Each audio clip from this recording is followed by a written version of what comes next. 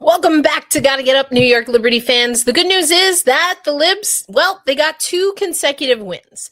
However, we have to put those wins into context, not only of the opponent in the Phoenix Mercury, but also in how the team performed in what you might consider some ugly wins. We're going to get into that, and we'll be joined by a special guest on today's episode of Gotta Get Up, a podcast for New York Liberty fans. Our good man, Brian Florentin, has been traveling, so he will not join us on this show, but we will get him back soon.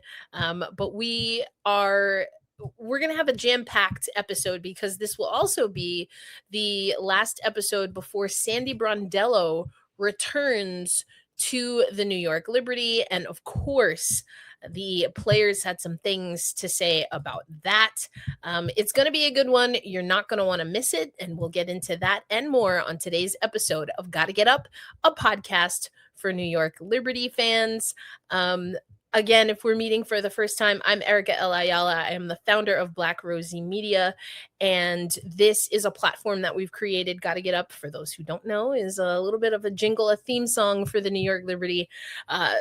For some reason, our intro's not loading, but that's okay. We'll play it once it's ready. But I'll tell you who is ready, our special guest, the one and only Jackie Powell, our beat writer for the New York Liberty. Jackie, welcome to the show. Welcome back. Thank you. Thank you so much for having me. Of course, of course. Listen, we know the New York Liberty haven't necessarily started the season that they wanted or how they wanted. We also, though, knew that this was going to be a little bit of a transition with a new head coach, a new system. So the big question, and we started asking this last week when we were joined by Ari Chambers, but, is it too early to know if we should be panicking about this New York Liberty squad? What are your thoughts there?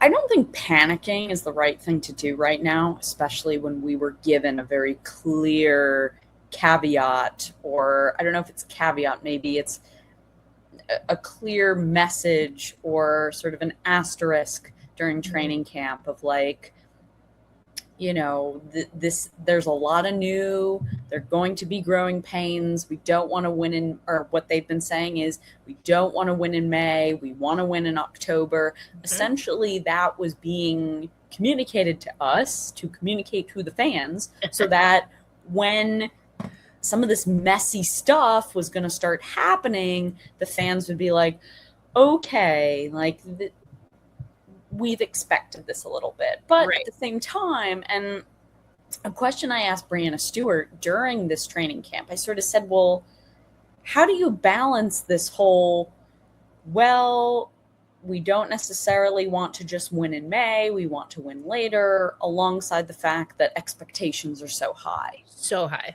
yeah. And she sort of said, listen, like, this is New York. We know, yeah. She's like, this is New York. We know what to expect, but at the same time, this whole idea of wanting to win when it matters the most it's a way to give ourselves grace. I think that was sort of what she was talking about there. Yeah, that's really interesting. And I do think we have our videos. Speaking of growing pains, we're having them here. I Gotta Get Up, a podcast for New York Liberty fans. But let's play our new intro for the 2026 season, also the 30th season of the WNBA. Gotta get up. Gotta get up. Gotta get up. Gotta get up. Oh, yeah. New York. Oh, yeah. New York. Hey, women's basketball fans. Welcome to Gotta Get Up, a podcast for New York Liberty fans, brought to you by Black Rosie Media. I'm Erica L. Ayala. And I'm Brian Florentin. And we're your New York Liberty experts and co-hosts. We've covered the 2024 championship run and followed your favorite players all the way to the Paris Olympics.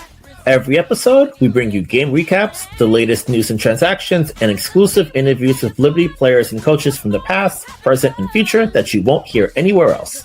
We're building a community for fans who love this game as much as we do. So whether you're part of the Barclays faithful or tuning in from afar, we bring you closer to your New York Liberty. There we go. New intro, Jackie. How you liking it? Oh, I love that. That was so fun. There was so much energy there. And I mean, you and Brian both really introduced the show well, gave the community exactly what to expect. So I really enjoyed that. Well, thank you. We did not pay Jackie for her services there, but we appreciate the review. For those who don't know, Jackie, you were actually one of the first ever guests on Gotta Get Up, a podcast for New York Liberty fans. It was, if I remember correctly, the order was, you got pretty high billing. Kia Clark was our first ever guest. Ari Chambers was the second ever guest. And then if I am not mistaken, you were the third guest ever on Gotta Get Up. Oh man. I love it. And I get to follow Ari again, which I'm telling you, we got a little system going, but we definitely wanted to have you on. You talked about speaking to Breanna Stewart about the expectations, and what she said is very similar to what Jonathan Kolb told me when I spoke to him last season. They brought in Emma Messaman, and oh gosh, how I wish that would have worked out differently. There are a lot of situations and circumstances there, but there is an expectation, and that's why I do think it is fair to ask the question about this New York Liberty squad, but how we framed it for this episode, because again, Ari and I talked a little bit about this panic idea. That's something that we kind of say in sports, right? When a team is underperforming comparative to what was the expectation. But really, I want to get into the Phoenix mini series. You get 2 wins after kind of feeling it. This is a team that, again, high expectations. You spoke to Stewie, I've spoken to Jonathan, and we know it's New York, like you said. Stewie said. Let's talk about Phoenix, though, because the win is one thing, but also how you win in New York matters as well. What is your estimate of the New York Liberty coming out of those Phoenix games? And what were you hearing even today? I know you and Brian, he's not on the pod today, adjusting to the time zone, but you both were at practice, and each of you talking to the players about, what do you take away, and what are still the improvements that need to be made after 2 straight wins? Yeah, I think my general takeaways from the questioning that Brian and I had today was, I think head coach Chris DeMarco felt like the effort was much more there, the focus and sort of the playing hard. There was I think it was after the first Phoenix game where Jonquel Jones, or was it the second one? It was one of them.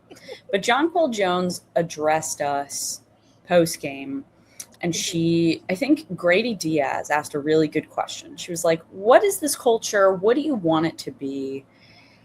And she gave a really interesting answer, and it was an answer that mirrored the same one that Betnijah Laney-Hamilton gave me back right around during training camp. And Jonquel sort of said, well, we're still sort of working on that. We don't really know what it is, but she said what she wanted it to be. And she said that she wanted it to represent the way that the city moves, which is working hard, playing hard, really fighting out on the court. And so to connect sort of all these ideas here, I think Chris DeMarco has started to see them embody that a little bit more. Breanna Stewart, on the other hand, thinks that they still need to get better when it comes to their offensive flow. It's still very clunky out there. So, yeah, the defense has gotten better, but they're still trying to understand how they work together in this system. I mean, Maureen was sort of saying, listen, I've never played with Satu in my career, ever. So Maureen is trying to sort of figure that out too. They're all trying to figure it out. I mean, I think I remember when Courtney Vandersloot was on the team in 2023 and 2024, or at least in that first big season, like the first season when the Liberty were contending in 2023. It was like, oh, JJ, Sloot, and Stewie all played together in Turkey and Fenerbahce, or maybe, no, it wasn't Turkey. It was Was it Russia? Was I it think maybe. ECAT? Yes. Oh, they all play together at ECAT. Like, this shit is fine. Like, not necessarily. Yeah, I mean, it's different situations. It's a different system, and a different supporting cast. So, I think it's definitely going to take time. We can hold space for that. We know that there are injuries, including to Sabrina Ionescu, which it was wild to see a part of the internet say that the Liberty looked better without her. No, no. I think the offense will get better immediately with her. Immediately. I agree. So we know there are some factors here. Let's not act like this is complete doom and gloom. And as I like to say, there are things that, because of how this Liberty team was built, because of the talent that still is healthy, again, the expectations still stand. We're going to transition just a scotch because I want to get your thoughts on, you mentioned Courtney Vandersloot, which I think is a great conversation after my post-game analysis or quick recap after the Phoenix game. I just started picking up some vibes, Jackie, and I know that you, with Brian out of town, we're gonna utilize your expertise here to just help illuminate some things that I think I was picking up remotely. But first, let's go and say hi to some people. Listen, Mike, you don't get technically not the first comment because swung over, hopped in early, had to head to work, so we appreciate that. But the first for the live show. So congrats to Mike. Sliced Bread, hey, welcome. We're glad you made your first live show. That's awesome. Al Page always hopping through. And then I had to put this one up here. Z Diddy saying, hey, what's up? That's me, Erica. And welcome to Jackie. I love Jackie's coverage of the Liberty. As you should, everyone. If you're not already following Jackie, there you go. Classic J Pow right there on most social media, if not all social media. But I love that you're promoting Blue Sky. Mwah, love that. But so since we have you here, there was something in between, I think, the Phoenix games that Betnijah Laney-Hamilton must have said either pregame or at a practice, where she was alluding to the concept and notion that perhaps she was trying to figure out what her role was going to be. Jackie, what do you recall of that conversation, and what stood out to you in what Betnijah was saying? Just offer some context for that before we get into our topic here.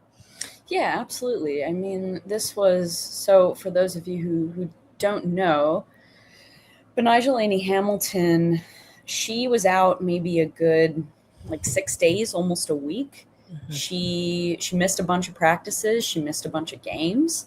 And the reason was personal reasons. Yeah. And we really didn't know,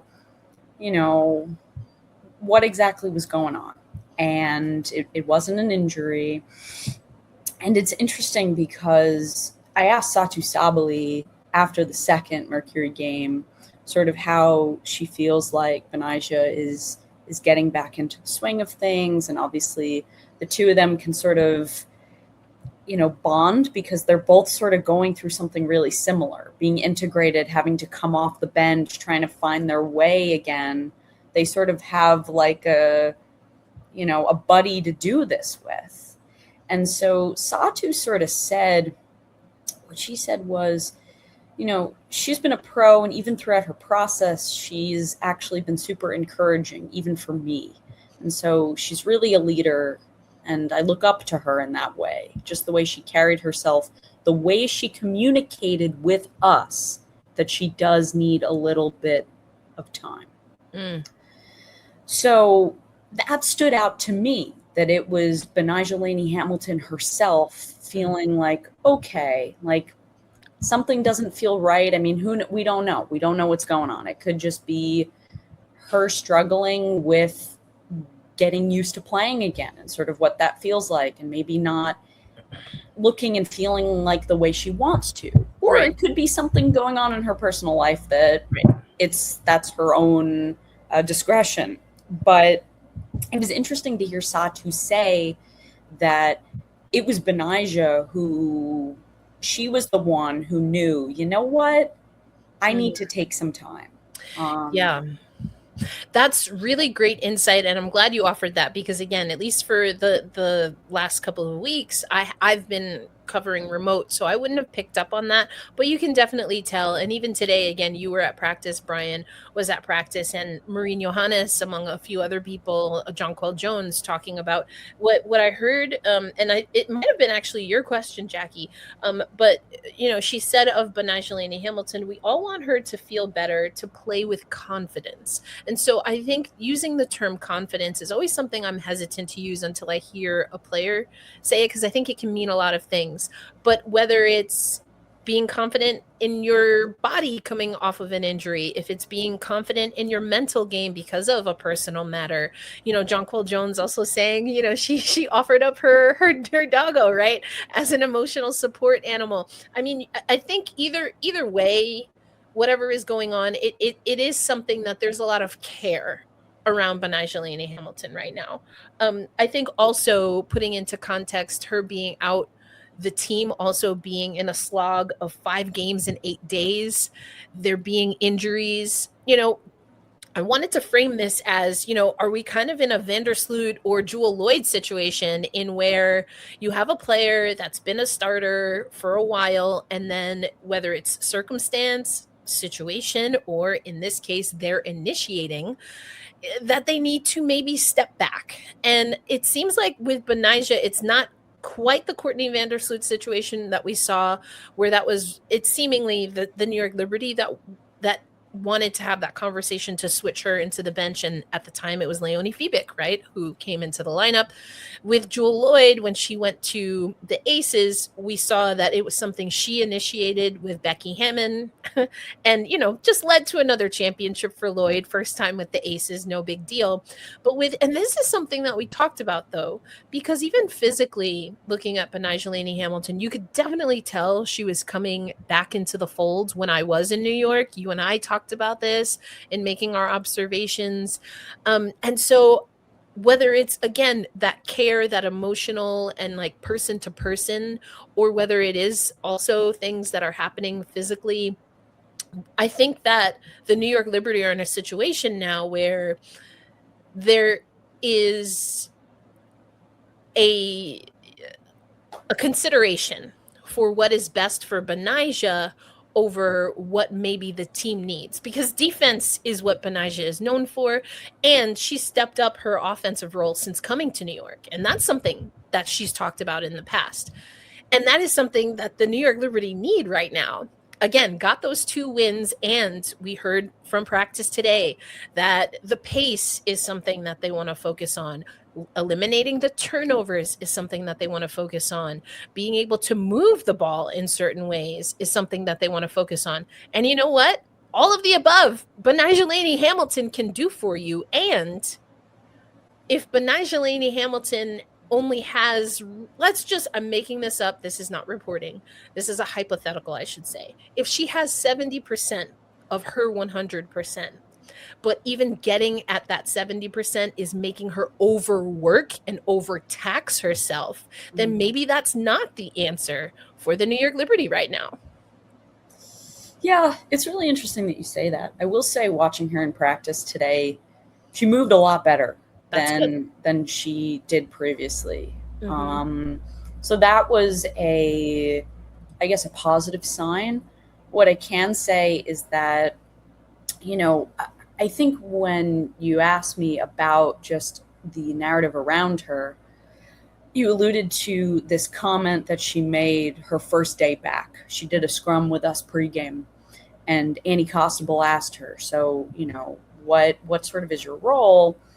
And it was a good question to ask, but I think it was quite premature, because she sort of said, well, you have to talk to Chris about that, which essentially what that tells us is they're sort of scrambling right now, and they maybe haven't had that talk. But what I can tell you now is that Betnijah Laney-Hamilton has been having a lot of conversations with some of the staff. The coach that warms her up is Andrew Wade, and she is very close to him. She got to know him at Unrivaled a little bit, and then she was in New York during the off season, and the two of them worked very closely together. So they really built that that personal relationship. And Andrew Wade is known to build really strong relationships with players. He's really good at talking to players. I mean, the reason that Emma Miesemann chose New York was because of how much care Andrew Wade put into his relationship with her. Right. So I've seen Betnijah talking a lot to Andrew. The great Madeline Kenny and I have been talking about this, and she said to me that at shoot-around on Friday, where I was not there, I was working on many different projects, but Maddie told me that Betnijah spent a long time talking to Courtney Paris after shoot-around. And so just what I'm observing, this sort of tells me that they're doing the work on this. Yeah. And when Betnijah first came back, it was just sort of like, okay, she's back. We're throwing her back in. Right, and there wasn't, because they were playing so many games, there wasn't time to really build that trust, discuss what was next. I asked Chris DeMarco today sort of on what he's made of her reintegration and what he sees when it comes to the role. And when it came to the role, it was very vague. And I think the reason that it's vague is because he's still trying to figure out who he has. Satu being out for a long time, Betnijah being out, Sabrina not really being there. I mean, it's really, and Lucas Kaplan actually shines some light on this for me. And the fans that are coming after Chris DeMarco, I mean, some criticism is understandable, but at the same time, this is a guy that for many of these games so far, he has not really known who he's going to have available until the last minute. Right. And that is something so hard for a head coach to deal with, especially a first-time WNBA head coach. Right. Yeah. Oof. Jackie, I mean, these are the questions that people ask, right? When things are maybe not going as expected for a team, especially a New York team, especially a team where I think you know me well enough to know, and certainly our Gotta Get Up listeners. Hey, we love that you finally caught alive. Thanks for hopping in. We're good. We're happy to see you. Happy to see you, T. Listen, we know that this is a first-time WNBA head coach. When you have so much newness for a team that on paper should still be in their championship window, that's a risky thing. And I've talked about that. I am cautiously always optimistic of Jonathan Kolb. And you know that sometimes his hybrid approach drives me wild. It's like an inside joke. So I talk about this with Jonathan himself. I think everyone on the beat knows that. And so we do have this back and forth. And there is this hybrid approach. It's not a hybrid rebuild as it was several seasons ago. Which is where the original joke comes from. But what I've been talking about, Jackie, and we haven't seen this the vision come into place yet to the points that you made. It's more of a hybrid offense. And the length and the longness that we continually hear Jonathan Kolb, JK talk about, this is a lineup that I think truly has that in, as they say, spades, in that they can truly build with everyone healthy. Massive asterisk there. When everyone is healthy, the lineups that they have at their disposal, the arsenal is scary. Assuming everyone is healthy. I've been saying it's kind of like people will call it a hockey change, like a hockey line change. I've explained in detail on this podcast why I wouldn't say that's exactly it, but it's a different way of being able to attack and approach rotations. And you can plug and play in really fun and unique ways when everyone's healthy. And we have not seen that yet. So I think it's the uncomfortable. We hurry up and wait, right? And for New Yorkers, we don't like that. For a team, again, that's only one champion removed from their first ever championship, with Stewie back, with Jonquel Jones back, with Sabrina Ionescu back, signed at least, I should say, bringing in Satu, bringing Leo back, having MJ play an elevated role. I mean, seeing what Pauline Astier can do. These are all things that get you excited. And then you see 19 turnovers against Phoenix. You know, you see the ball get stuck. You see it being a slog to get Jonquel Jones touches in the paint. And we're kind of like, what's going on? So unfortunately, it's the hurry up and wait. You and I could talk about this forever. And I want to be respectful of your time because you do it all. And we're going to make sure everyone knows where to find you. But I would be remiss before we get you out of here and we continue on with the rest of the show for today. Not only is it June, oh, excuse me, I did this way later in the show than I expected. Happy Pride, everyone. Happy Pride. Absolutely. We had Pride Night. Alexis, who is our social media content manager, was able to go to the Pride game and we talked to fans. That was a lot of fun. But we know also it's Commissioner's Cup. And wouldn't you know, the New York Liberty draw in their first Commissioner's Cup game of 2026 at home, the Toronto Temple, led by Sandy Brondello. Now, listen, there are real reasons why I could see wanting to move on and move towards, again, this, I'm not going to use the word hybrid, but move to in a different direction from Sandy Brondello. And Sandy Brondello is still very much Sandy Brondello when it comes to the WNBA, in my estimation. But we got to hear from some players, and I thought we got some interesting responses. Of course, everyone's excited to have her come back, as well as Niara to come back.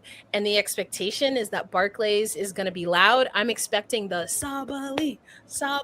I think we're going to get, I just got goosebumps, right? I think we're going to get that again. But there were also, and Olaf is also coming back. Leo had some great things to say about her new national team head coach. And then, I don't know, Jackie, was I reading too much into some of the comments, or is there still a little bit of an awkwardness when it comes to how the players feel about the organization moving on from Sandy Brondello? I think you were very fair. You make a very fair point to say that there is some awkwardness. There absolutely is awkwardness. Especially when you have Breanna Stewart say, well, I wasn't really involved in that. And then when you have Jonquel Jones say, I'm not going to answer that. No comment. Yeah. So it's tough. I mean, I've written a couple of stories about this now. Mm-hmm. I wrote about the initial firing. And then in my story about Chris DeMarco, I happened to mention some of this again. And I think this is a really good metaphor for the fans and how to look at this. There was a divorce between the coaching staff and the front office. Yeah. And think about any divorce, any familial divorce. Think about how the children are affected by that.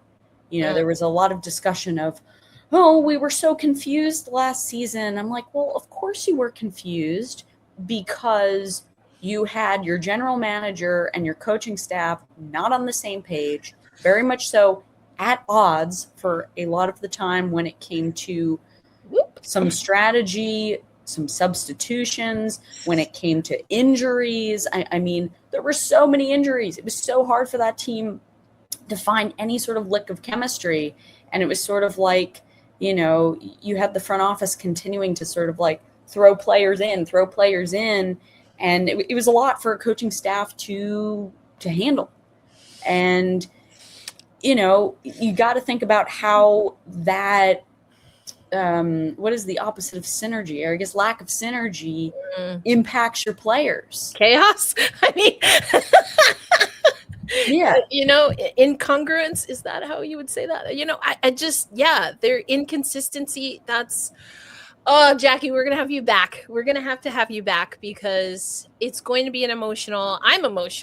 And, Sandy's a great human. We heard that through and through today at practice. And I have never heard anyone say otherwise, including from the New York Liberty front office. it's an interesting game that we're at with the WNBA and where it is. There are a lot of interesting trends, and which I've written about too. Hey, haven't we all? Well, a lot of us. There are definitely interesting trends, but you mentioned a few of the articles that you were writing. We clearly have people who know, as they should, because this has got to get up, a podcast for New York Liberty fans. If you're a Liberty fan, you absolutely have to know who this gem of a human is that's on here with me.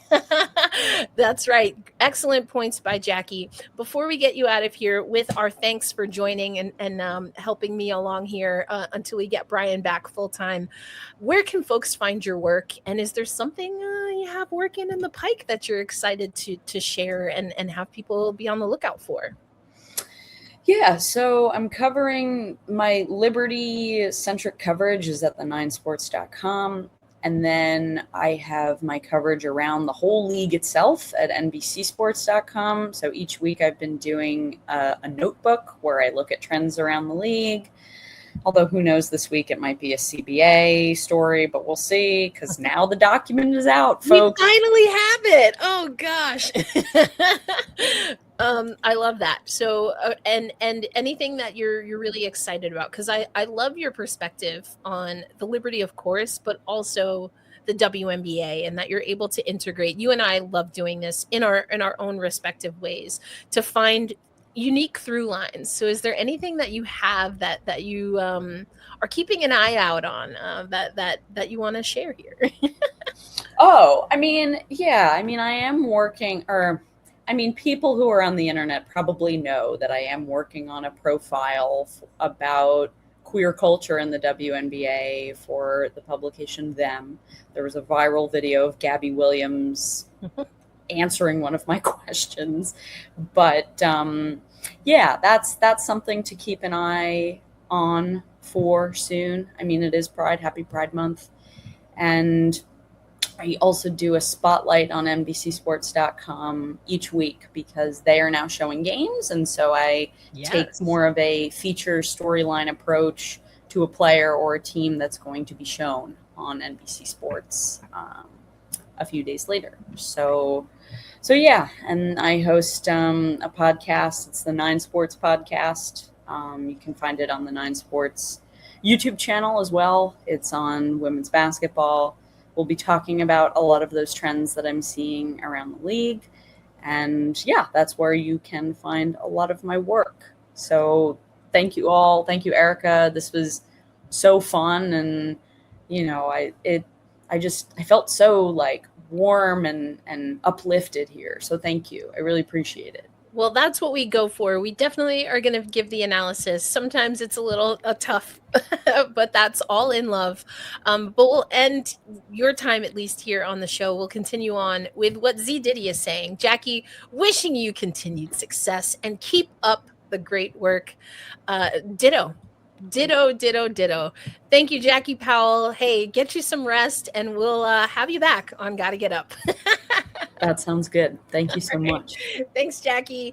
All right. The amazing Jackie Powell was able to join us here today on Gotta Get Up, a podcast for New York Liberty fans. If you're not familiar with Jackie, again, she told you everywhere you can find her work, and she's phenomenal. We worked together side by side. I remember when she got on the New York Liberty beat, and it was great. I thought the feedback on Betnijah Laney-Hamilton was really important. And I've seen some comments. And again, if you haven't already put some comments or questions that you'd like me to get to, I will be solo dolo, which hasn't happened in a while here. But we're so grateful to have Jackie. Brian, again, is getting some rest, coming back from overseas. So we wanted to give him the night off. But another thing that we have to talk about that I saw coming up in the comments is regarding Breanna Stewart. And I saw some comments about her shot, and apologies that I couldn't get to Jackie to get her take on this. So I saw Hayes mention it and a few other people. But yes, we do know that Breanna Stewart and her efficiency has come into play or under question in the last handful of seasons. And listen, my big thing is that when you have a player that's really having to do it all because of some of the injuries, because of the inconsistency or the incongruence, as Jackie outlined, between the front office and at least last year's coaching staff, that being with Sandy Brondello, I think the wear and tear has come mostly on the superstar that is Breanna Stewart. If we look at her numbers for 2026, she's 23 points per game, so clearly leading the New York Liberty, 9 rebounds per game. She's averaging just shy of 3 assists per game, 2 blocks per game, at least 1 steal, 93% from the line when she gets there, but also is putting up over 30 minutes per game. And we know that, and I saw the comment earlier, she played well in Unrivaled, but also she had the help of Alicia Gray, at least on the offensive side. She was able to help Fenerbahce win a championship, but she wasn't there the whole season. Now, what I will say is I tapped her as my front runner for MVP because she's in great game shape, especially coming off of being injured last season. But the concern is the workload, the overload of Breanna Stewart. We've talked about this on the podcast before. When you have a player like Breanna Stewart, and I don't want to talk about her age, y'all know how I feel. I'm a little bit testy when we start talking about, people of a certain age, baka. Excuse me. Let me remind you that Breanna Stewart is one, if not at any given time, the best women's basketball player in the world. And she learned from some of the best basketball players in the world, Diana Taurasi, Sue Bird in particular. She comes from a UConn dynasty where she won 4 back-to-back to back-to-back. She did a Houston Comets in the NCAA, winning 4 titles at UConn. Now, yes, wear and tear on the body, that's a very real thing. We also know that she has family priorities that are different. She's called New York her home, and part of the reason she wants to stay in New York is so that she doesn't have to uproot her family. But let's not act like Breanna Stewart's slowing down, and that's air quotes for anyone listening on audio. Let's not act like her slowing down from her 20-year-old self is not still high-level, elite-level basketball. It is. But the concern is, how much are we going to ask Breanna Stewart specifically on defense to do? And it was interesting, Jackie talked about what she asked Breanna Stewart about culture, about coming together, about the pressure of playing in New York. What I talked to Stewie about in preseason and training camp is she mentioned something about the system under DeMarco and how it impacts the defense. And what she talked about is that the expectation is that everyone is going to be able to play their person, their mark straight up, and that there's not going to be an overhelping. But in practice today, whether it was Maureen Johannes, whether it was, Leonie Fiebig, we're hearing that a part of the challenge right now and how their opponents are getting baskets in transition, how the New York Liberty are not able to get defensive stops is because there's an overhelping happening. And this is a team, at least in theory, that should be able to be better defensively. But also people have talked about that maybe this is not the term I've seen used is air quotes athletic team. I think I understand what that means, and I'm not saying that I agree with it, but I'm not saying I disagree with it. But you know me, if you listen to the pod, if you listen to the show, if you tune in, I bet you know what I'm going to say. Athleticism, you love to see it. Who doesn't love to see a great athlete? Most of these players are pretty solid athletes, right? What I need is some sandpaper. Give me some grit. Give me some moxie. Give me some sandpaper. You know who has that? Like she's stocking up, a hardware store aisle? Breanna Stewart. Stewie had 3 fouls. Well, was it the first? I think was it the first or second Phoenix game? She had 3 fouls and still played the entire second half because she had to. And you know what? With 3 fouls, Breanna Stewart was one of the players driving the most. You have Jonquel Jones, Damien, hello, thank you. You have Jonquel Jones on that team, Hanju on that team. I will say I like what Rebecca Gardner does as far as being able to attack the basket. I think other than Breanna Stewart and to some extent Maureen Johannes, but more on the drive and kick, those are our most consistent players. Pauline Astier, I think, can do a pretty solid job. She's got a great first step. I know we've talked about unquick in the past. Pauline is not unquick. But we need more of it. I don't understand Hanju and Jonquel Jones, some of their first shots and their first touches being outside the paint. Why? Why? Yeah. We know that this is a New York Liberty team. It was like some ridiculous number. I think it was like 23-2 or something like that. 20 plus wins and less than 5 losses when Jonquel Jones has a double-double. It took five or 6 games this season for Jonquel Jones to get her first double-double.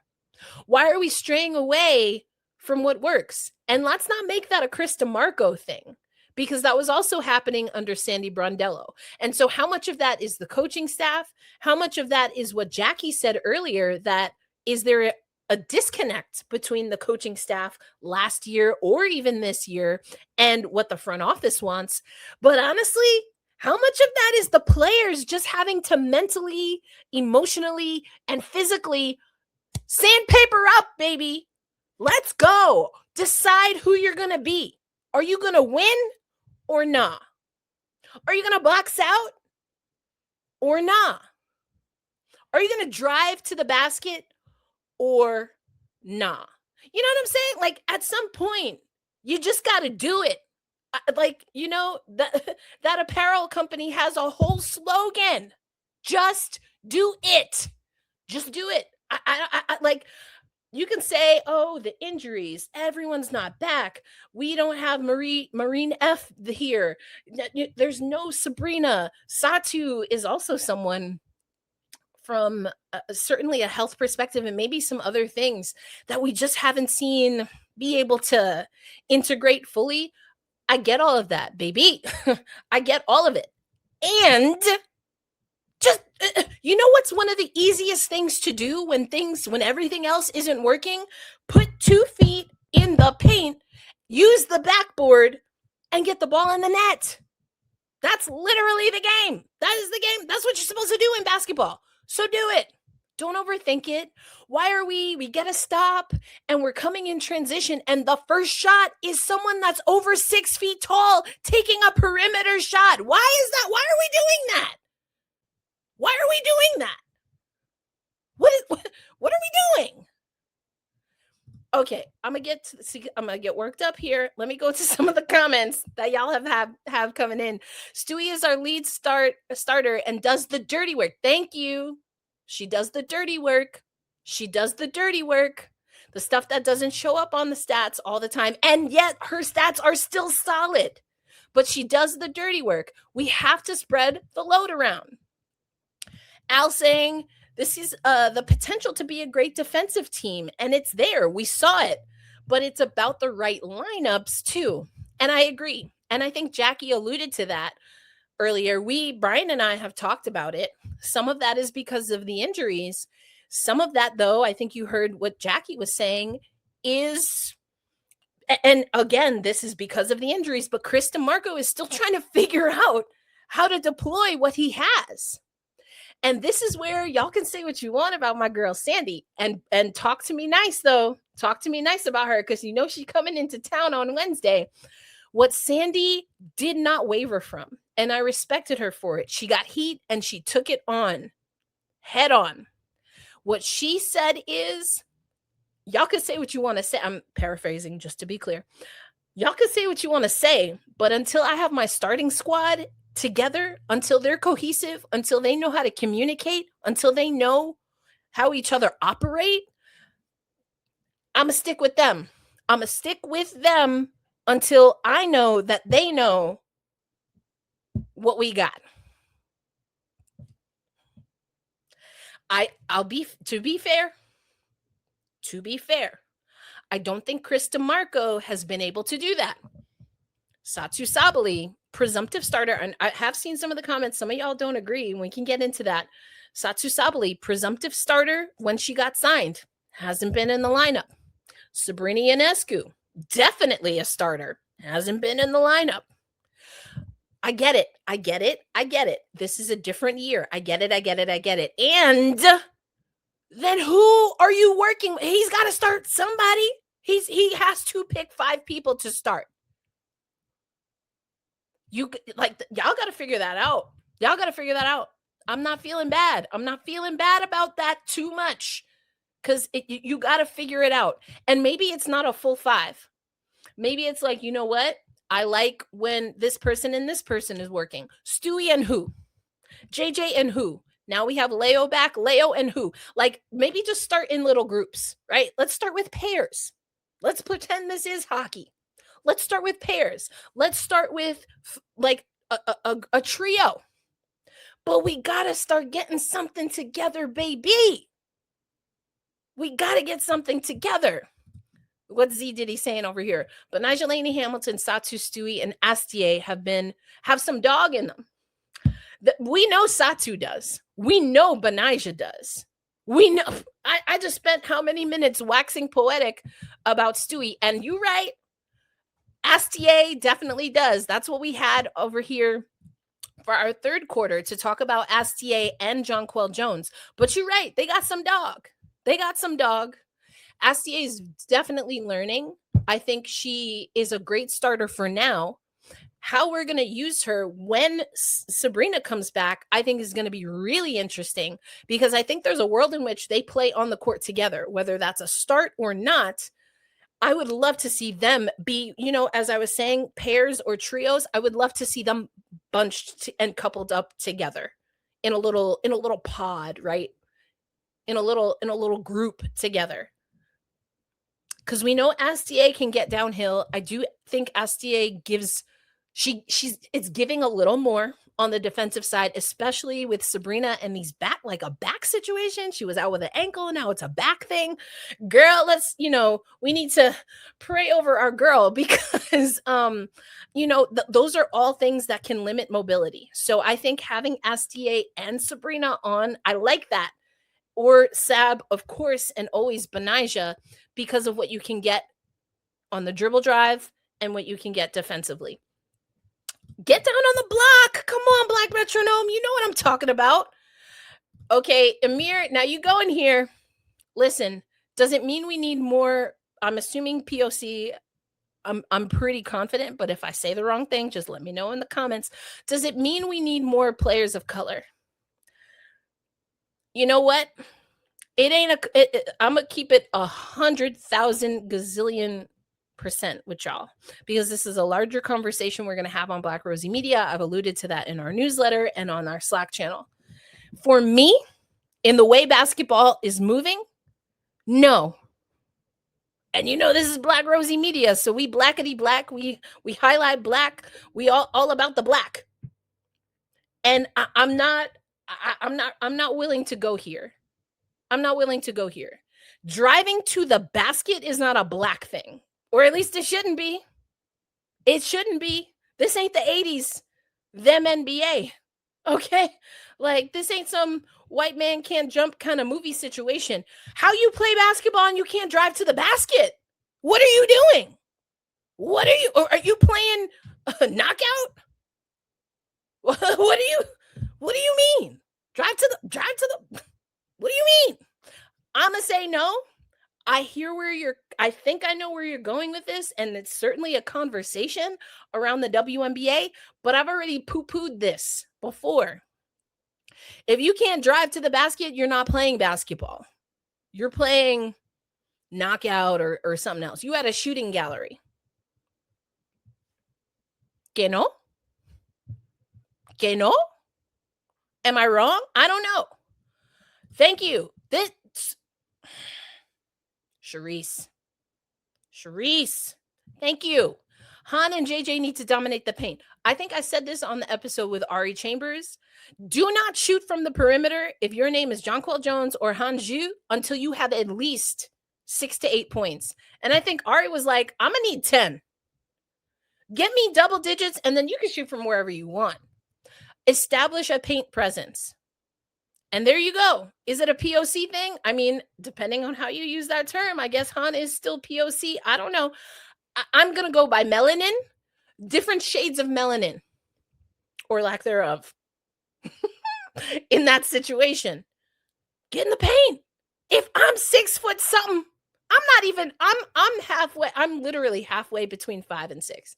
I'm on the short side of average. If I even had a few more inches, I don't even need at this size. When I was playing basketball, I was getting to the basket. That's what I was doing. So if you taller than me, I'm gonna need you to do it. Need to be more. Thank you, Fabian. Need to be more fearless. Okay, you don't mind Han and JJ being stretch 5s, but JJ needs to get down into the paint. And I'm not mad at the stretch, because also, especially at times last season, Jonquel Jones was our best. She was our best 3-point shooter. Han's knocking them things down, looking good. But you know what? Having a 5 that can shoot at the perimeter is a luxury. You can't make Sabrina Ionescu 7 foot tall. It don't happen. It just doesn't happen. And so, yes, Sab needs to drive more. I'm just using her as an example. We've talked about that on the podcast. And I think she's done better. When she's healthy, she is driving to the basket, because there are things. It's not about them even making those shots. Although, again, please do. If you got 2 feet in the paint and you as tall as JJ and Han, please make those shots. Please make those shots. Please make those shots. But it's not even about just them taking those shots. It's about getting them the ball to keep the defense honest. If you feed and facilitate and start your sets, getting the ball to Jonquel Jones oops, my light went out. See, I'm yelling over here. My light went out. Let me charge it up here. If you start your offense there, then you know what happens? The defense is going to start bottling in. And what does that mean? That you have players like Rebecca Allen, even a little bit of Beck Gardner. You've got, again, Sabrina, Satu, Astier, who can shoot from the perimeter. The great thing about our perimeter shooters is they don't need a lot of time. But if you give them time, Betnijah Laney-Hamilton, you give them time, how many of those shots are going down? I'd say a lot, or they should. It's about how you keep the defense honest. You have to facilitate through a long lineup the way it is. You have to. Gravity. That's the word of the who's sponsoring that? It don't matter, because I'm not gonna shout them out. Gravity. It's kind of the metric we're hearing right on WNBA broadcasts, and exactly that. Gravity, that 2 and 18, what was it? 2 and 18, 2 and 19 stat. I know y'all were clowning I don't know about y'all, not all of y'all, but there were people who were clowning Sabrina for taking 19 shots, only making 2 of them, 18, 19, whatever. I don't care. Almost 20. Why do you do that? Because of gravity. You have to shoot those shots because teams know that that's what she does. I need teams to know that Han Ju and Jonquel Jones are going to take shots in the paint. And I haven't said this in a while, but I'm going to come back to it. JJ, the scout is out, baby. Everyone knows you got 2 feet in the paint. The first thing you're going to do is pound that basketball into the ground. And what you see is the defense, which is what in theory you want them to do, is they collapse on JJ. But then you got Mouse in the house that if she pounds that basketball, all they got to do is wait for the ball to come from up there down to them. She's literally dropping the ball down to where the defense is. We gotta work on that. I know that's your power move, but maybe give a little variety, just a little bit of variety, because everybody knows it's coming. And then she's not always getting the whistle. It's an easy steal if you get hands in there. And then what does that do? It frustrates our girl, JJ. I just want to see, like, try something else. I don't know, like a pump fake. I think she's a little hesitant to throw the bows because at her height, at her size, and with her strength, that's a easy whistle. And we've seen that happen. So I don't think she necessarily wants the elbows to go out, because any little boop, boop, boop to the face, and that's going to be a foul on her. So she's got to be careful with that too. But come on. If I know it, I know y'all know it. And if we know it, you know who knows it? The opponent. Hang on to that thing. Hang on to that thing. Not every time. It's just like a boop like, don't do it every time. Girl. Like, everybody knows it. Everybody knows it. Everyone has their little thing. So I'm not trying to, but like, let's just give a little range. Maybe like fake it. I don't know. I mean, I was not a post player. I tried to act like one, but I wasn't. But you got Courtney Paris there. You've got Stewie right there. Like, somebody come up with something. Somebody come up with something, because we can't do it. Mike, I think Sab is as good a defender as Pauline, and Pauline gets downhill because defenses aren't really scheming for her. Pauline isn't particularly quick herself. I got to think about that. I will say my initial eye test is that she's a scotch quicker, because some of y'all have been around long enough to know about our hashtag unquick. Shout out to Misha. She's moved on to things. We're going to have Misha back. MJ. But we talked about unquick a lot. I do think unquick has gotten quicker. I don't know. It could be a little recency bias. I give the edge to Pauline Astier. And Mike is making an excellent point here. Damien saying Sabrina should focus on foot speed, defense, attack the basket, and she needs to be more vocal, like giving them tough love and motivation. Well, first of all, she got to get on the court. She can't do a lot of this stuff. Now, the tough love thing is interesting. Sab, to me, doesn't seem the type to do that. Let me put it this way. So we can put it into context of something that is happening right now in the WNBA. Sabrina ain't gonna get caught on camera screaming at nobody. When have you ever seen that? Except for when she's like, give me a tech, tee me up. And that was very intentional. I don't know that I've ever seen Sab do all that publicly. She's got an awareness that, honestly, when you get to a certain age, you'd be like, okay, Sab, someone gave you the cheat code early. Because she's not messy. She's not messy. I ain't never seen Sab be messy in my life. I'm not saying she don't have that in her, but she keeps it private. Okay? And I think that's who she is as a leader. That's my take on it anyway. And I hear what you're saying. Sometimes you need a heart on your sleeve, especially in New York. Come on. You need a heart on your sleeve kind of leader. Stewie and Super kind of alluded to this on one of the Phoenix games. Stewie is a lead by example leader. She's a vocal leader in specific ways, and she'll get, it's the Stewie clap, and then I ain't got my hair like I used to, but you know how like her ponytail be whipping. That's how Stewie's in the zone. She's like, that's her little thing. Like, that's her thing. But she doesn't give that to her team necessarily. In a huddle, she might, and she's not gonna bark at people. We don't really have that like bark kind of dog. We got some dogs, but they're like chill. We got chill dogs, and that's cool too. I could get with it.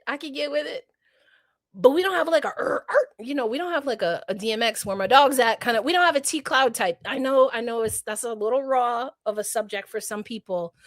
And by some people, I'm talking about me. But that's a different kind of dog. Tasha Cloud. Skylar Diggins. Kennedy Carter. Caitlin Clark is like a chihuahua. I will not be explaining further. You either know about a chihuahua or you don't. I'm not explaining it. Anyway, moving on. We don't have like a yappy dog. You know what I'm saying? We don't have a yappy dog. We got dogs that are going to be like chill. They've seen some things, they've gone through some things, and they're going to protect the house. But not until they know they got to get all the way live. Hey, we need y'all are hilarious. Not the hush puppies. First of all, as someone who went to school in North Carolina, I love hush puppies, like the food. But this is hilarious. I'm gonna start using this. Hush puppies is perfect. Hush puppies is perfect. Perfect. Hey, Cloud did bring some swag to the squad. Satu has that. She just hasn't been healthy. I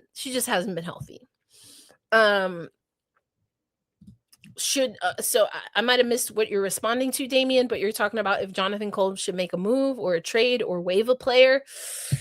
This is where it's tough. I think there's a world in which this might happen. And is there enough? Do you have enough time to know what exactly isn't working? Part of me says yes. Ooh, excuse me, child. Pardon me. Hold on. I need some agua. Part of me says yes, and a part of me says no. Like, how can we possibly know what we need when we haven't seen this roster at full tilt? I don't know. An Angel Reese type dog. Listen. Don't even get me started. Angel Reese kind of dog. You know why I like an Angel Reese kind of player is because Angel Reese will get hype for stopping an inbound play. Like who on this team is going to do that? Who on this team is going to get like excitable to get the other team to not even be able to inbound the ball? That's the kind of dog I want. But y'all know I love defense, so I'm biased. Yes, I love MJ. MJ is, we talked about this on the pod before. There's a difference between a dog and an assassin. An assassin, they're stealth. You don't even know. They're unassuming, reading a newspaper, all of a sudden, what? Like, you don't even know you're gone until you talking to somebody at a gate. You know what I'm saying? We got some assassins. I don't know about dog. I want some more dog. Is it that they're too nice? I think it can come off that way. I don't think I know what you mean, but that's how I would describe it. An assassin, they don't need to talk. They're not going to talk to you. Like, think about a movie, right? An assassin, these are people, they'll be eating their, peanut butter and jelly sandwich. They got a little, OCD about them. They're cleaning off the gun, being all cool, calm, and collected. And you're like, bro, like, what is happening right now? And all of a sudden, they're playing some kind of chamber music, right? Or whatever. And then all of a sudden it's like, and then they're done. And then they go and then they close their little suitcase, unplug everything, wipe everything down, and then they're out. Methodical, maybe is what I'm trying to go for. This is true. Hold on. This one, a lot of dogs are loud and have no bite. We don't have dogs. We don't have this kind of, I don't think we have this problem, but you're right. Oh, this is not a podcast for Indiana Fever fans, but remember what I said about Chihuahuas. Remember what I said about Chihuahuas. I don't know. Anyway, exactly. We are shooters and finesse players. And sometimes you need that edge. Sabrina can go there. Stewie can go there. Sab can go there. JJ has it. And I want it to be a little bit, what's the word I'm looking for? Like, I'm kind of bouncing like I'm a boxer, like you want it to flow. And I want her to know, like, bow, when to hit the combo. JJ has so many skills and her skill set, but sometimes like the combo, like the bounce is a little off. Like it's not in motion. It's not fluid, like she's not out here. She's a little bit up here too much. I'm pointing to my temples. She's a little bit in her head too much to get into that flow. But when she's in the flow, she's got 2 feet in the paint. She's taking shots. She's getting to the paint and then kicking out. She's moving, and then all of a sudden she's on the perimeter. Bow, shot goes down. That's where she needs to be. You know what I'm saying? That's where JJ needs to be, and we're just not doing enough. Not we, like I'm on the team. I signed a 90-minute contract, two 1-day contracts, and I'll be like, we this, we that. The New York Liberty need to focus on getting JJ into that zone. Emily Engsler.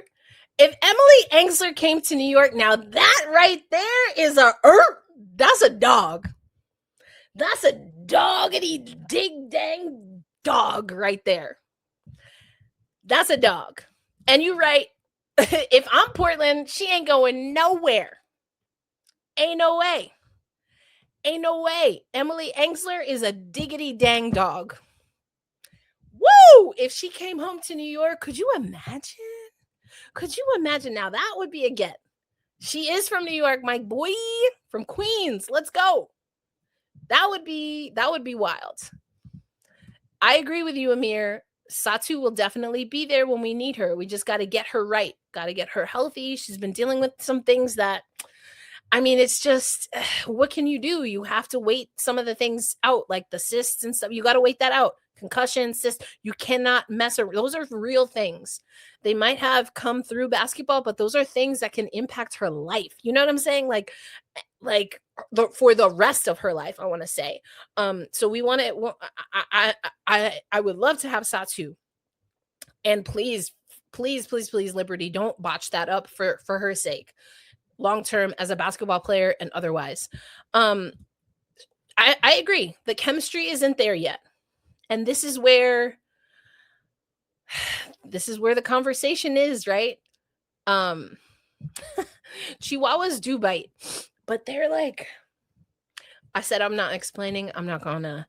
Chihuahuas can bite. They are very yappy dogs though. And they bite. They're a little indiscriminate when they bite. They will bite you, but they're also a little,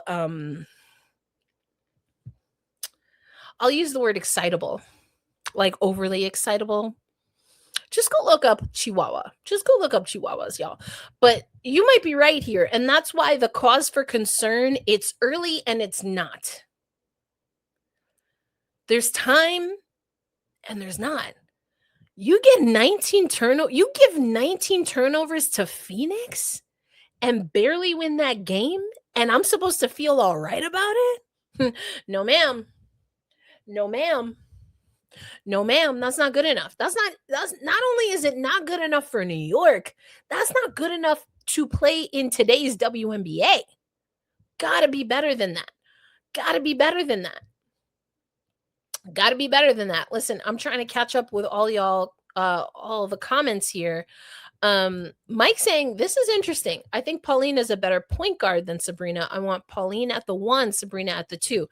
Now, when it comes to viral videos, the video that I asked Jonathan Kolb not only about Natasha Cloud and gave him the opportunity to say what he wanted on behalf of the organization with regard to Tosh Cloud and some of the discourse around why she wasn't at the time signed with a team. But before that, we talked about it on the show. Before that, this is what I was asking him. Since she has been drafted, this New York Liberty squad has been trying to figure out, not only is Sabrina the 1, is she the 2, or is she the hybrid, but the answer depends on how well this organization can give her a true backcourt partner. And that's why I'm telling y'all, having Sabrina and Pauline Astier on the court at the same time, I want to see it. Because I do feel that Sap needs to be the 2 for this team. And yes, we're doing positionless this, we're doing positionless that.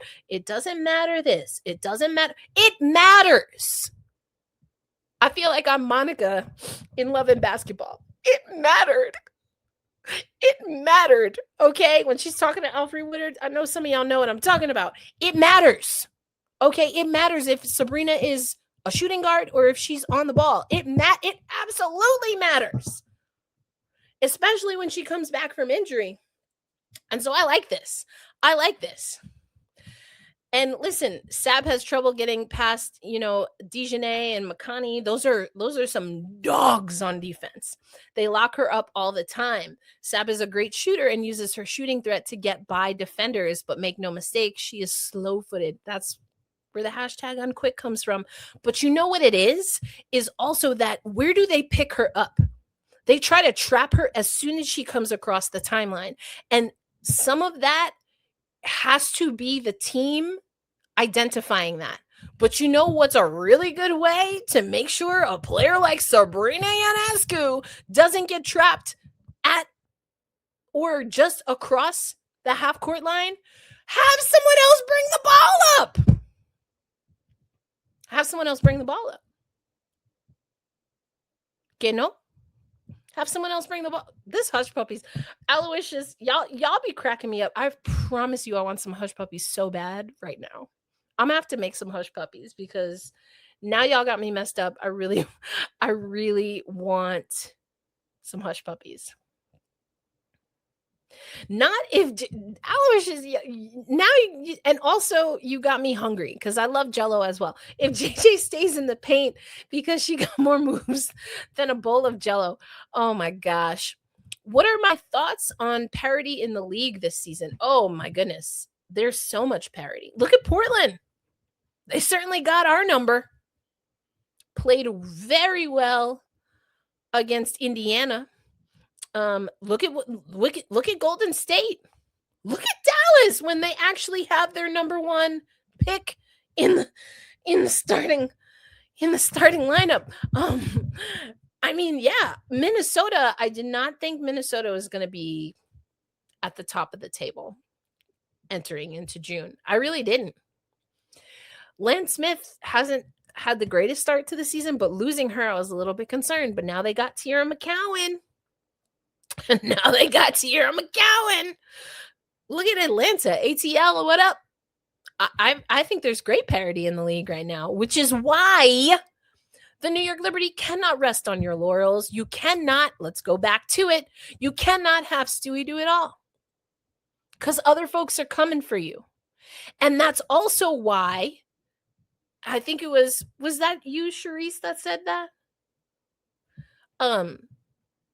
We're talking about how you got to get it together.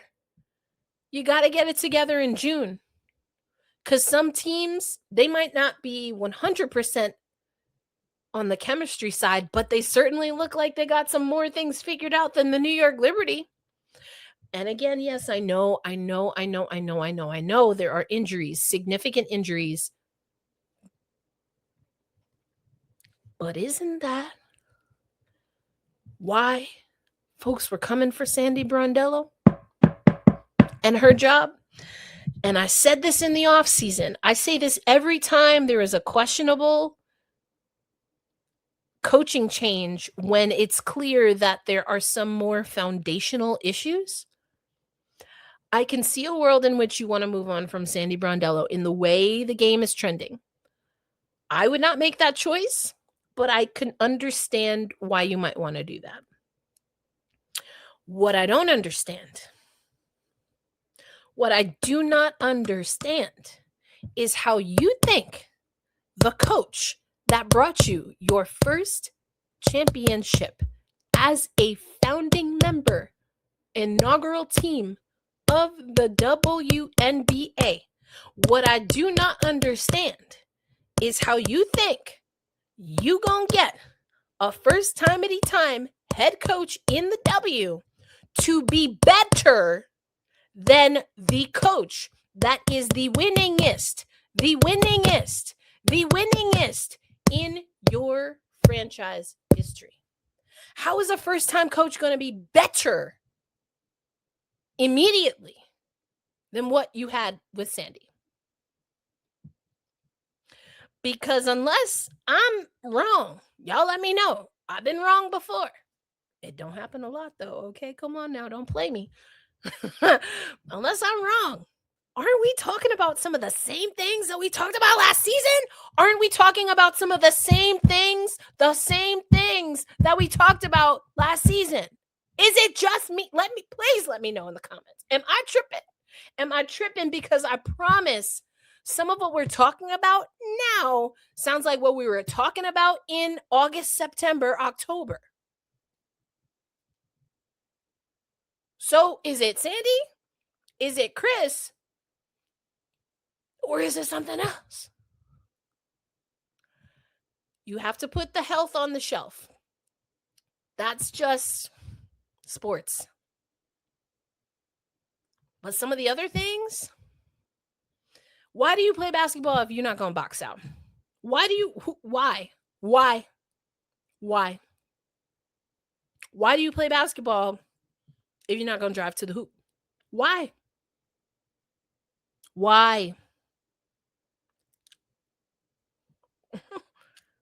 Is it Chris? Is it Sandy? And if the answer is both, then doesn't that mean there's probably at least one other person? I mean, I don't know. Black Metronome. I like Sabrina off the ball too. I'm trying to tell y'all. You know I love me some jingle jangle, but let her cook. She's good at the two in the W. She's good at the two.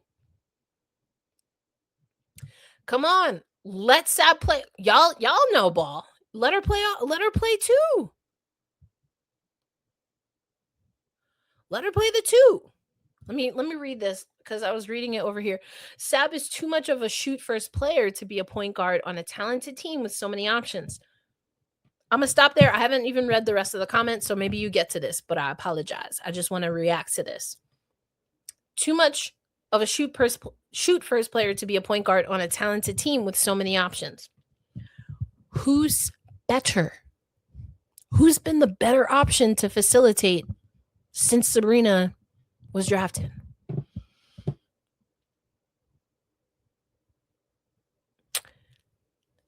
All right, I got to get real. Here. What I'm basically saying is the Liberty spend some money, but are they spending it in the right places? And listen, am I saying you don't pay JJ? No. Am I saying you don't pay Sabrina or Stewie? You definitely pay those three. But this team's got to figure out how to also pay and or find a suitable backcourt companion for our girl Sabrina. Let me go on and read this. I'm sorry if you got to this and I just didn't read it. I'm just going to be honest. I ain't read it because you got me worked up. You messed me up in the first sentence. Here we go. Hello. I felt like you were going there. I just needed to stop. Here we go. We need a point guard that gets everyone touches. Okay, you lost me here, though.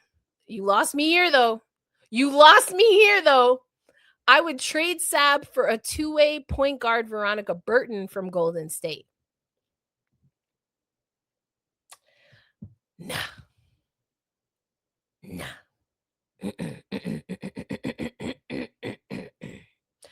Now, you could get Veronica, but for Sabrina, nah. No.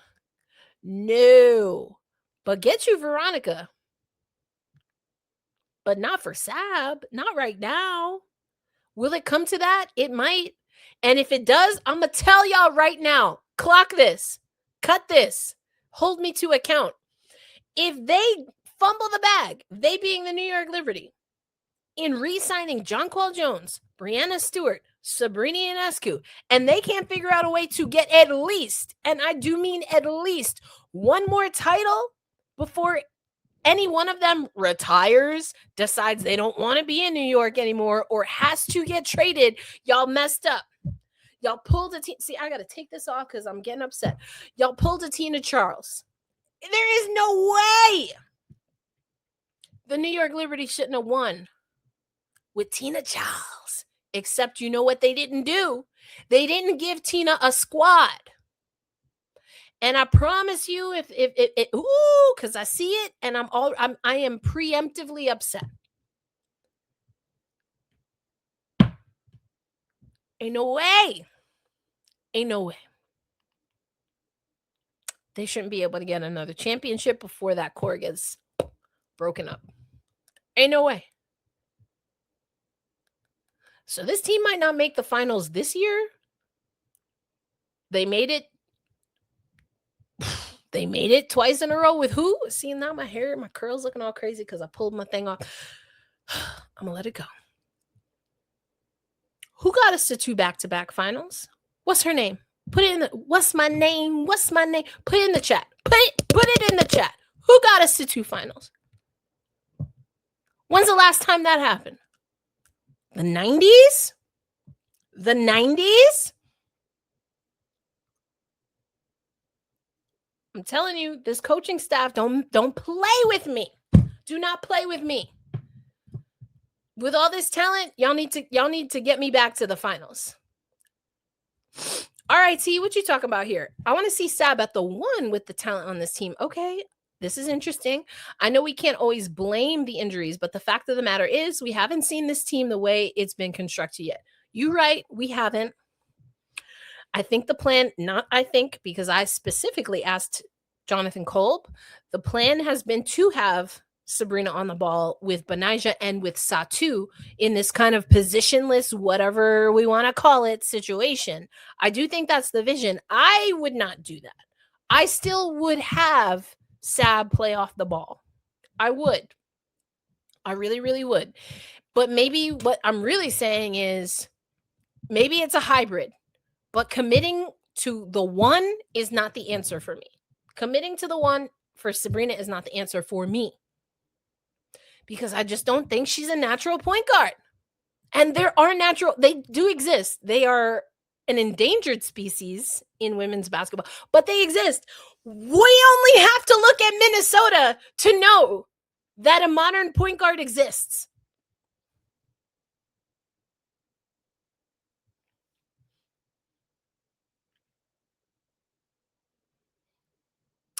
You rendered me silent. That's a hard thing to do.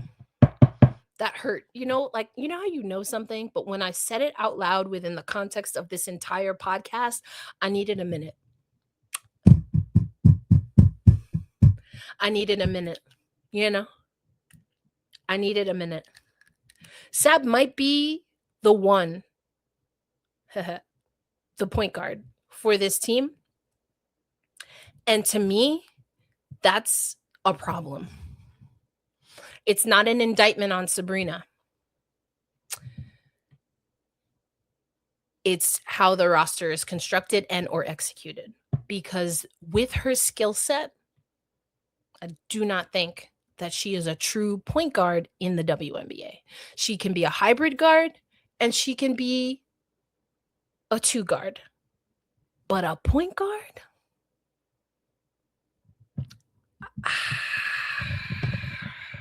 I'm not seeing it. Maybe for this team. So I'm not disagreeing with you, T, because I think you're right. And I don't like that you're right. I don't like that you're right, but you're right. But you shouldn't be. Oh, I done dropped my pen. I dropped my prop. Now what am I going to do? Let's go to the comments. Black Metronome, thank you so much for the super chat. It's still somewhat early. You're right. I'm getting my blood pressure worked up. I'm sweating my curls out and it's still early. You're right. I think if we can get some consistent availability in our lineup, we'll figure it out. We got to see. The worst thing in basketball is poor defender at the point of attack. You need 4 great defenders to win with Sab. We did with Leo, Betnijah Laney-Hamilton, Stewie, and JJ in 2024. And you have all of them. You still have all of them. So what's the problem? Not Damian. You know it's wild when Damian is telling someone to cool off. Hold on. Cool off. The Liberty could make the finals with the big 3 before with JJ Stewart retires, hopefully. It's just that let me read this slower. Cool off. Yes, the Liberty could make the finals with the big 3 before JJ and Stewart retires. Hopefully, it's just I think you're trying to say that they need the right horse to go along with them. Okay, but But what are we waiting for? What are we waiting for? What are we wait?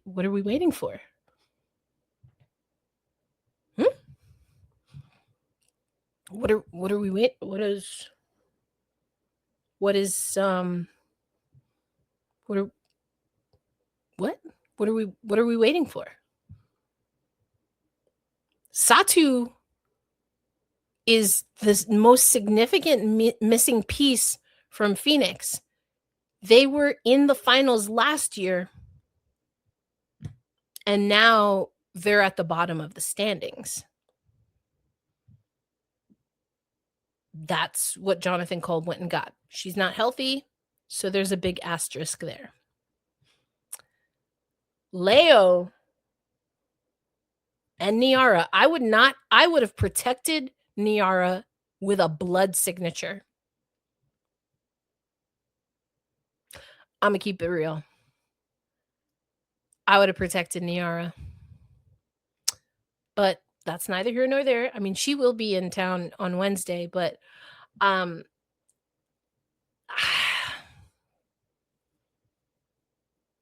you know, it's a little bit of circumstance. We keep talking about the same thing because it's tough. It is a little bit of circumstance, but you know, let's not act like on paper this team hasn't had opportunities. And it's tough because injuries are the variable that you cannot always account for. This is supposed to, though, be a positionless team, and it's supposed to be a team with depth. When you have so many injuries, so many reconditionings or whatever we're calling it, that comes into question big time. But I just can't shake this feeling, y'all, that it's not just about that. Because this team in the last 2 seasons, at some point in time, has had, in addition to Sabrina Ionescu, Jonquel Jones, Breanna Stewart, they have had Betnijah Laney-Hamilton, Natasha Cloud, Courtney Vandersloot, Satu Sabally. We'll put an asterisk there because, again, not enough breadth of work there. Leonie Fiebig. I think I already said Betnijah Laney-Hamilton. Maureen Johannes. Rebecca Gardner. Kennedy Burke. Kayla Thornton. Emma Messiman. Now, a lot of New York Liberty fans clown Stephanie Talbot, but look what she's doing in Vegas. So riddle me this. Is it the roster? Is it the execution? Or is it both? Is it none? Is it the players? Is it the coach? Is it the front office? Is it bad luck? What is it? I think the answer is yes. It's all of them things, just at different times. But this is what I'm here to tell you. And I spoke about this. We're going to wrap it up. And by we, I mean me. Talked about this with Ari. What I promise you is nobody feels bad for this New York Liberty squad because of who they have and who they've had on their roster. What I will say is this. Please check on me. If for whatever reason, for whatever length of time, this New York Liberty squad messes around and gets one of the doggiest dogs that ever dogged in Skylar Diggins. If Skylar Diggins ever played in a New York Liberty uniform, I might lose my ever-loving mind.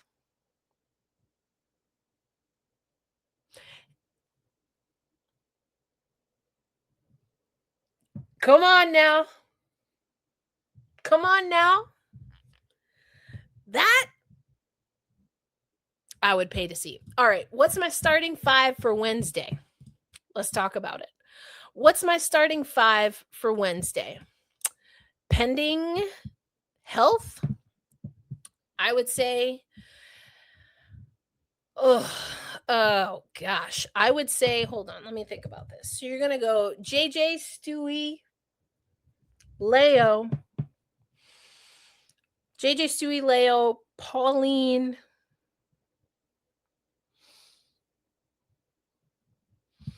And it really just depends on how Betnijah is feeling. Betnijah would probably be my fifth, I should say. But you could also, so what they did in the second game against Phoenix is Leo, Stewie, JJ, MJ, and Astier. That's probably what it's going to be. All of those players, as far as we know, are healthy. And I like that. I like that.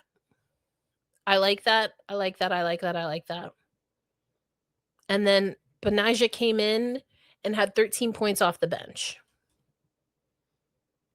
I could get with that. And then I think you go Betnijah and Beck Gardner, and we'll see how many minutes Satou can give you. She only was able to go 10 minutes for 4 points on, what was that, Friday? So I think they probably stick with it. Pauline, MJ, Leo, Stewie, JJ. That's probably what they go with. I think I swapped out Betnijah probably for MJ. For me, would be ideal. Who are we playing? Toronto. Yeah, I think I swap out specifically for Toronto. If Betnijah can go and start, I'll probably put Betnijah in that lineup. Toronto, pun intended, they play with tempo. They have a true point guard. And they play with tempo. That's who my starting five would be. I would bring in MJ quick off the bench. If you start MJ, Betnijah comes in quick off the bench. If you start Betnijah, MJ comes in quick off the bench. But that's what I would do. Yeah, swap Betnijah Laney-Hamilton for MJ. Looking at that matchup, looking at what you need. And I just think that Marine Johannes, I love that she's getting more shine, and she needs that. She talked even today about how Sandy Brondello has been great for her confidence. I think that Chris, she probably would say, Chris has been, she has said, and would probably continue to say, MJ, that Chris in his own way is good for her confidence. And you got to know your personnel. I said this early. Training camp and preseason. Betnijah Laney-Hamilton does not need to start every game. MJ does not need to start every game, especially now that Leo is back in the fold. For me, I think we have to be more situational. And what I see now, and what I mean by that, assuming everyone is healthy. So when Satou is healthy, you can play with this a little bit more. But when I say situational, I was really at the start of the season thinking it would be 3 players, but now it's probably 4. Depending on the matchup, depending on how many games. It was 5 games in 8 days last week. They have a lighter week this week, but then it gets crazy again. The players that you need to rotate, and you just got to deal with it. Are you trying to start or are you trying to win? You have to situationally start Betnijah Laney-Hamilton, Marine Johannes, Satou, and assuming when Sab is back, then Astier becomes the 4th. That being said, when Sab is healthy, Satou maybe is the 4th. So now I basically said 5 people. I know what I like. Y'all, I'm a hypocrite. Hi, my name is Erica. I'm a hypocrite. I know I talked about getting a starting 5, but this team, with the experience that we have as far as being starters, with the experience that they have as far as being in the WNBA, I think it has to be a little bit more by committee. Betnijah Laney-Hamilton, not quite up to snuff right now. Satu not quite up to snuff right now. We cannot push them. You can give a little bit more to Leo. You can give a little bit more to Pauline Astier.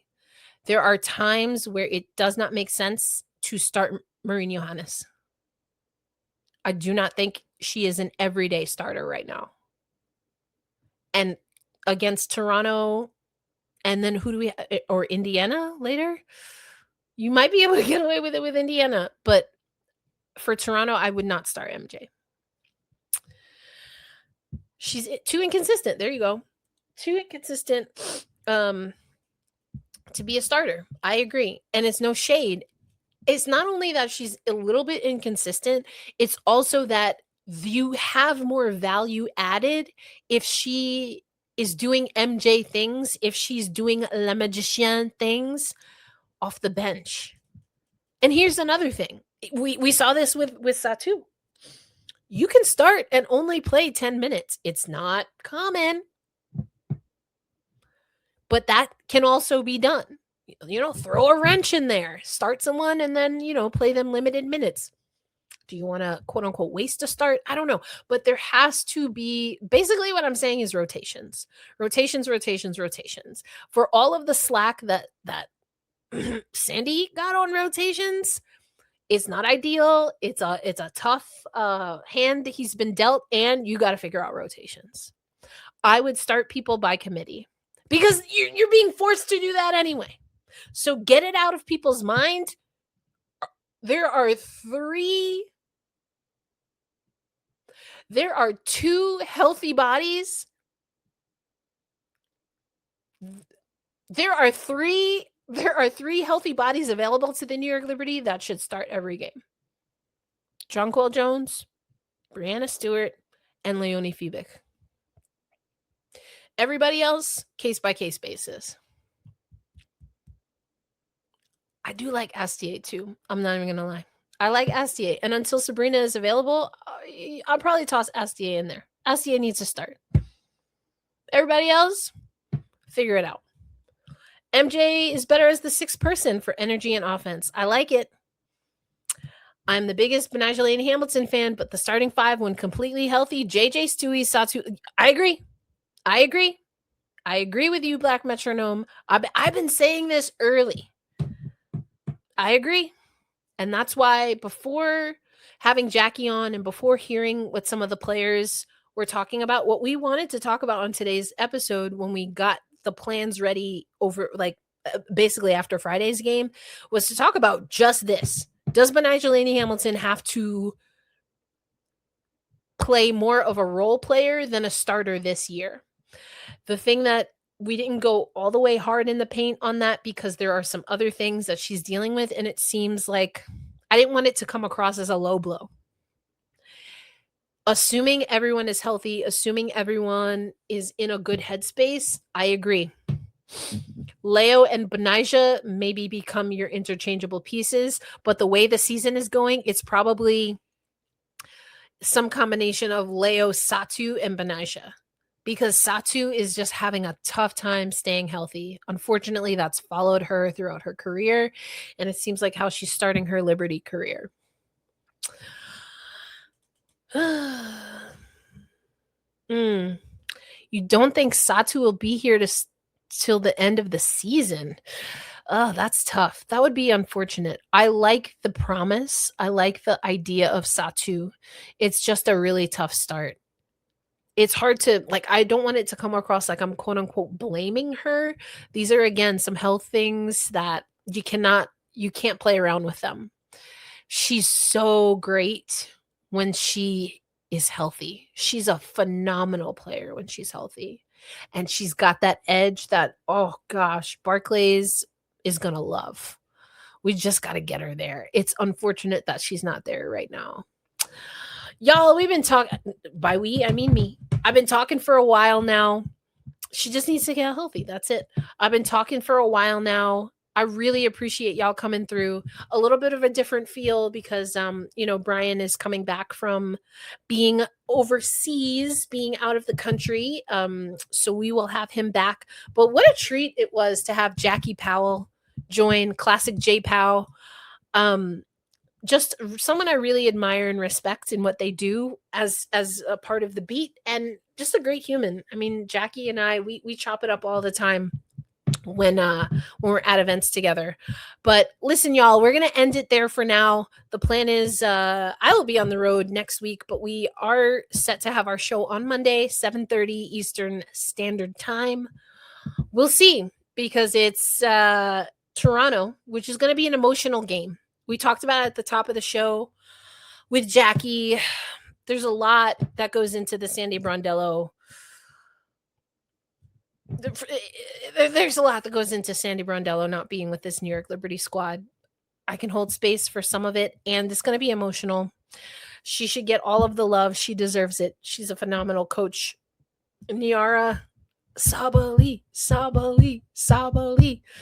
Can't wait to see that. But then they have Indiana. Now the Chihuahua crew, they got some things going on there that they got to handle. So we'll see how that goes. But these are opportunities. It's not going to be easy against the Toronto Tempo, but on paper, we should be able to handle that. But it's not going to be easy. There's a little more grit that this team needs to be able to close out games. And Indiana, they're not going to want to, what are they, on a 2-game losing streak? They're not going to want to stay there. They're getting some attention and like weird fake news going around, kind of crazy. But they play with pace as well. And that is not something that the New York Liberty have established. Sometimes you got to slow it down. I don't think the New York Liberty know how to do that when they need to. Sometimes you got to speed it up. I don't think the New York Liberty know how to do that yet when they need to. And they're not a team that's all or nothing in either direction. Some teams are all or nothing. They hunker down. Think of like some of the Connecticut Sun teams of yesteryear. They like to slow everything down. And then there are teams that they're going to run that ball until their heart explodes. The Liberty are neither one of those. So they have to be interchangeable in pace, because they have the skill set where they could, in theory, do either one. But we'll see. We'll see. The Chihuahua crew. Listen, come on now. Come on. And yes, Z Diddy, thank you. Thank you so much for hanging out with me. Please do like, comment, share, all of the things. We'll be back on Monday. And we are hoping to have another guest for Monday. Brian should be back. So this would be in addition to Brian and I. But we really want to make sure to introduce you to some of the Liberty beat writers. I'm definitely biased. And y'all know we also have a podcast for the Seattle Storm. But I'm going to tell y'all right now, the Liberty beat is solid. We look out for each other. Like, folks look out for me, even though I'm not in New York full time anymore. It's a good group of people. I want to make sure y'all know who they are. I'm sure you already do, because this has got to get up, a podcast for New York Liberty fans, and y'all are devout. Y'all are true. Y'all know ball. And that's why I love hopping on here every Monday. That's what we're going to do. I'm going to Ellie wave all by myself. Oh my gosh, my curls. I have sweat out my curls, y'all, clamoring about the New York Liberty. Woo! That's why I had a headband on earlier today. But I'm going to get out of here. We're going to Ellie wave. I'll catch you on the next episode. Peace out, everybody.